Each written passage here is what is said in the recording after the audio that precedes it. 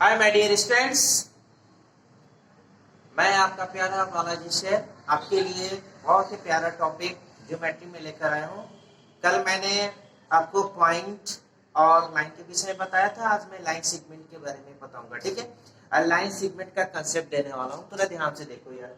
देखो यहाँ पर लाइन सेगमेंट जो होता है एक पार्ट ऑफ लाइन होता है। क्या होता है? Part of line. Part of line कहने का अर्थ क्या है? देखो यहाँ पर एक लाइन में ड्रॉन करता हूँ, ये लाइन मैंने ड्रॉन किया, ठीक है। ये तो इधर भी बढ़ेगा, इधर भी एक्सटेंस होगा, ठीक है। मैं क्या करता हूँ, इसका एक जो है पार्ट करता हूँ। पार्ट मतलब टुकड़े की बात होती है। मैं एक टुकड़ा किया यहाँ पर, ठीक है। ये टुकड़ा हुआ, यानी सेगमेंट की बात मैं करता हूँ। सेगमेंट का अर्थ क्या होता है कि भाई ये पार्ट ऑफ लाइन होता है। It is part of line, yes. और यही पार्ट ऑफ लाइन जो होता है वो सेगमेंट कहलाता है। एक और पार्ट में करता हूँ इसका, देखो मैंने एक और पार्ट कर दिया, ठीक है। एक ही लाइन में हमने दो लाइन सेगमेंट का निर्माण किया, ठीक है। एक लाइन सेगमेंट मेरा AB है और दूसरा लाइन सेगमेंट मेरा CD है। अगर इसको सही ढंग से लिखा जाए या कॉपी पर इसको बनाया जाए तो कैसा फिगर होगा? तो ऐसा फिगर होगा। बताओ, मैंने एरो तो हटा दिया, लेकिन ये किसका पार्ट है? लाइन का पार्ट है। क्लियर है?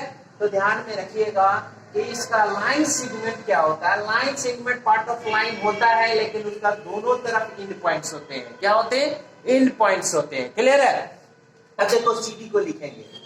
CD क्या होगा? यहां से लेके यहां तक मैं लिखूंगा, और दोनों जो एंड पॉइंट्स होंगे वो हमेशा दिखेंगे आपको। देखिए, लाइन सेगमेंट AB में दिख रहे हैं, लाइन सेगमेंट CD में दिख रहे हैं, ठीक है। और ये दोनों किसका पार्ट है? तो दोनों हमारा एक लाइन का पार्ट है। क्लियर है माय डियर स्टूडेंट्स? क्लियर है?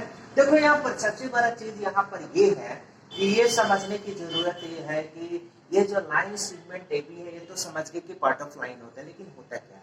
होता यही है कि यह जो लाइन सेगमेंट AB है, लाइन सेगमेंट AB, ठीक है, लाइन सेगमेंट AB, ऐसे हम लोग लिखते हैं लाइन सेगमेंट AB, और ऐसे भी लिखा जाता है लाइन सेगमेंट AB, ठीक है। और एक तरह से सिंबॉलिकली लिखा जाता है। दोनों तरीके से आप लिख सकते हो, लाइन सेगमेंट AB या लाइन सेगमेंट AB। इस तरह से आप लिख सकते हो। देखो यहाँ पर दोनों तरीका है जिससे आप रिटेन कर सकते हो, लिख सकते हो, ठीक है। लेकिन सबसे बड़ा चीज यहाँ पर ये है कि लाइन सेगमेंट AB का अर्थ होता है डिस्टेंस बिटवीन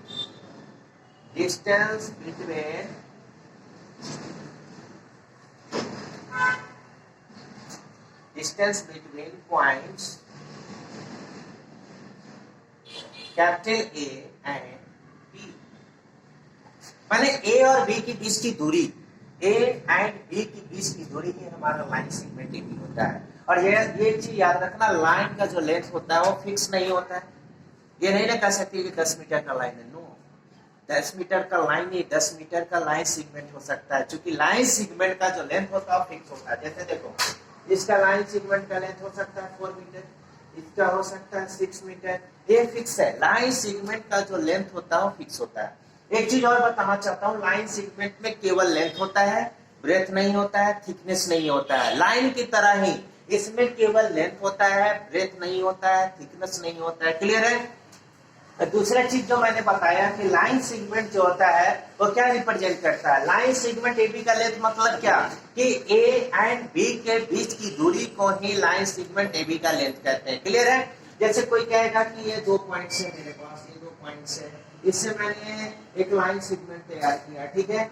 लाइन सेगमेंट मैंने तैयार किया। बताओ, इसकी बीच की दूरी हमारा 4 मीटर है, तो बताओ लाइन सेगमेंट AB का लेंथ क्या होगा? तो AB का लेंथ भी हमारा 4 मीटर ही होगा। कैसे लिखेंगे?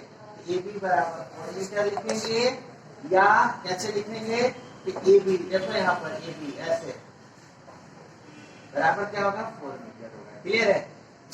दोनों तरह से लिख सकते हैं। दोनों जो होता है लेंथ को रिप्रेजेंट करता है, किसके लेंथ को? लाइन सेगमेंट के लेंथ को, या A एंड B के बीच के डिस्टेंस को रिप्रेजेंट करता है। क्लियर हुआ? एक चीज और मैं बताना चाहता हूँ कि 2 पॉइंट से एक ही स्ट्रेट लाइन ड्रॉ किए जा सकते हैं। देखो, दो पॉइंट अगर लोगे तो कभी भी एक ही स्ट्रेट लाइन ड्रॉ किए जा सकते, एक से ज्यादा नहीं किए जा सकते। जब दो पॉइंट से एक ही स्ट्रेट लाइन ड्रॉ होगा तो बताओ दो पॉइंट से एक ही लाइन सेगमेंट खींचा सकता है, क्योंकि लाइन सेगमेंट क्या होता है, line segment is the part of line. Yes, तो we have to draw a line, we have to draw a line which is passing through two different points. Yes, only one line segment is drawn when it passes through two points.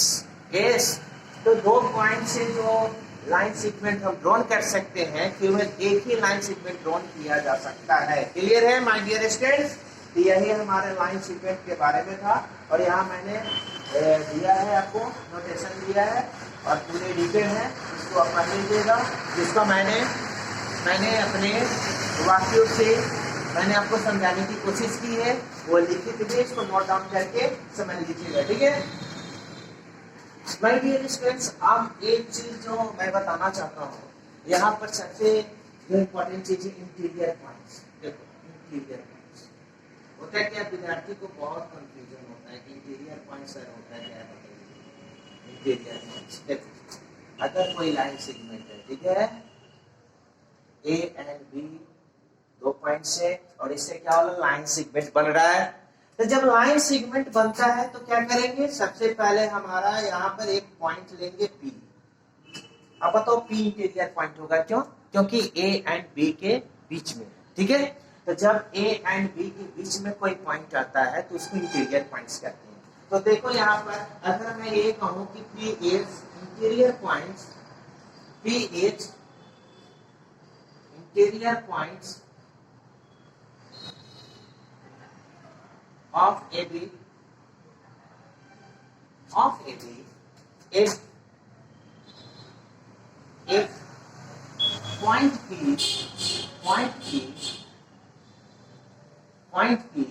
lies between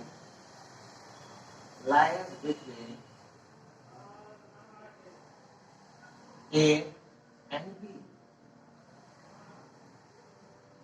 lies between A and B, A and B नहीं हो सकता है, और A और B बिंदु छोड़कर जितने भी पॉइंट्स होंगे वो सभी पॉइंट्स इंटीरियर पॉइंट्स कहलाएंगे। क्लियर है? तो सबसे पहले चीज जान लीजिए, इंटीरियर पॉइंट्स का मैंने डिफरेंस, बिटवीन का अर्थ ही होता है कि दोनों बिंदु को छोड़ो, बाकी जो बिंदु बीच में होगा वो सब इंटीरियर पॉइंट्स कहलाएगा। क्लियर है? चलो अगला टॉपिक की मैं चर्चा करता हूं। जैसे होता क्या कि कंग्रुएंसी ऑफ टू लाइन सेगमेंट्स।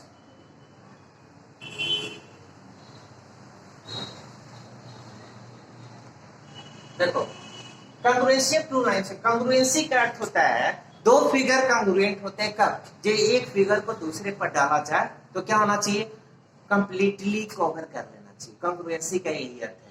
याद रखिएगा, कभी भी हम कंग्रुएंसी की चर्चा करेंगे तो दो फिगर लीजिएगा, और दोनों फिगर अगर एक दूसरे को कवर कर लिया तो समझ जाइए कि दोनों फिगर जो है वो क्या है, वह कंग्रुएंट कहलाएगा। ठीक है, लेकिन दोनों फिगर का नेचर सेम होना चाहिए, क्योंकि ऐसा नहीं होना चाहिए कि अब डिफरेंट हो जाए। अब डिफरेंट की तरह कवर नहीं कराना है। जैसे ट्रायंगल है तो दो ट्रायंगल लेंगे, अगर दो लाइन है तो दो लाइन लेंगे, दो क्वाड्रिलेटरल है तो दो क्वाड्रिलेटरल लेंगे। क्लियर है? तो देखो यहाँ पर कंग्रुएंसी ऑफ टू लाइन सेगमेंट, जैसे मैंने यहाँ पर लिया दो लाइन सेगमेंट, ठीक है, एक ए बी लिया, दूसरा लाइन सेगमेंट्स मैंने लिया सी।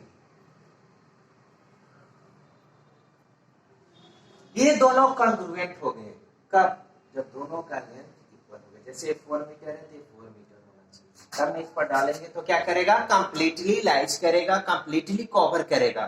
तो याद रखिएगा कि जब भी दो लाइन सीक्वेंस अगर कंग्रुएंट होगी तो क्या करेगा, वह एक दूसरे को कवर करेगा। ठीक है, और उसका लेंथ क्या होना चाहिए, जब वो कंग्रुएंट होगा तो सबसे पहले कवर करेगा तो लेंथ बराबर होना चाहिए ना। यानी याद रखिएगा कि टू लाइन सेगमेंट्स, ध्यान से देखो, two line segments A B and CD are congruent if A B equal to C. Yes my dear students, यहाँ ध्यान दो, दो लाइन सेगमेंट इक्वल, इक्वल की बात नहीं हो रही, कांग्रुएंट की बात हो रही है। दो लाइन सेगमेंट कांग्रुएंट तभी होगी जब दोनों क्या होंगे, दोनों इक्वल होंगे।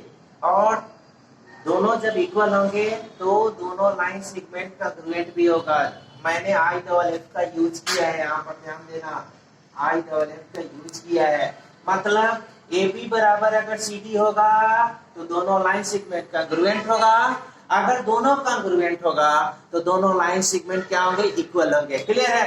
देखो कांग्रुएंसी का कैसे सिंबल होता है, कांग्रुएंसी का देख लो, कांग्रुएंसी, ये जो है कांग्रुएंसी का जो सिंबल होता है तो कैसे यूज करते हैं, तो सिंबल जो होता है इस तरह से होता है। ठीक है, ये कांग्रुएंसी का सिंबल है।